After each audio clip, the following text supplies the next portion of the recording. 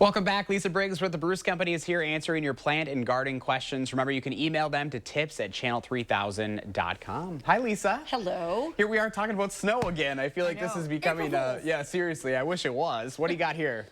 This is a geranium. Used to be called Martha Washington, or these types of geraniums with these variegated flowers. So plants that came in for Easter, and we still have them left. So if you need a little color and brightness in your house, stop by the garden center. I think we need it right now, too, especially with that forecast. With the snow coming. You might need a little pick-me-up. All right, we got plenty of questions to get to. We're going to start with Teresa from Berlin. She says she has invasive grapevines on her property. Is there anything that is non-toxic to animals and insects that I could brush on the root after cutting off the vines? Okay, so what she should use is a product called Stump Kill, and it's a brush-on liquid product. It comes with a little brush in the can, and so you make a fresh cut, and then you just brush that on the cut, and it will take it down to the roots and kill the plant. Shouldn't be a problem for any insects since there's not a lot of them out quite yet. And as far as animals are concerned, unless they lick the stump, probably not an issue. All right, next question from Nancy. One of the sweet potatoes that I harvested last autumn is sprouting. Should I plant it and expect to harvest this autumn? Any advice? I have never planted sweet potatoes before, so I don't know a lot about them. We don't sell them in the garden center because they come from slips and they're not very long-lived. I say give it a try. You know, you're not losing anything. If you want some other advice, email our plant desk, plantdesk@brucecompany.com, and I know that Gail has planted sweet potatoes, and so we can forward the question to her and she can answer it more specifically. Well, there you go. We all have our things. I don't know everything. You can't know everything. I don't know everything. Well, lady asks, my Christmas cactus is dying and I don't know if I can save it. It used to be perfectly fine, and then I lost the measuring cup I water it with, and it doesn't seem to be good. If you have any tips, please let me know. Okay, so it's probably not the measuring cup that the water's in.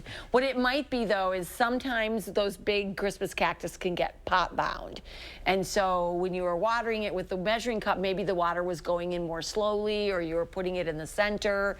And so the plant with the potting medium was absorbing more water.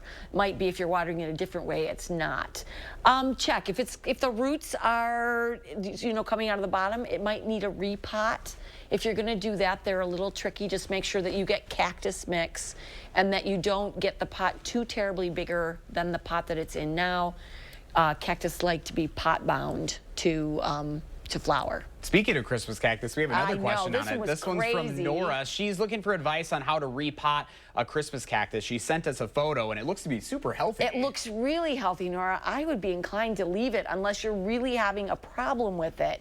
What you might want to do is just maybe refresh the soil around, but it looks really, really healthy. I would leave it alone. It looks, I can't, and she says it's apparently like 75 years old. Wow. Isn't that amazing? It's amazing. I hope, what I'd like to see is a picture of it when it was in flower. Oh, that would be really good. So if you have that, email that to the plant desk. We'd love to see it. Next question from Teeny. I received an Oriental lily last week and was told it can be planted outside and will come up every year. It's in bloom now, but some of the leaves are starting to fall off.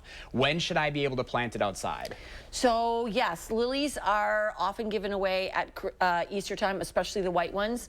The white ones are not super hardy here. It'll last for a few years. If it is a different color of one, then yes, they are quite hardy. So put it in a really sunny spot with good drainage. I would wait, though, to plant it out until, I would guess, around the end of April, since it's leafed out. Just inside, as the flowers finish, cut them off and make sure it's getting plenty of sunlight. That might be why some of the leaves are dropping. Now, hopefully we can get some more sun here soon. Hopefully, yeah, not this week. Not this week. Well, Lisa, we appreciate it as always. Thank you. Yeah.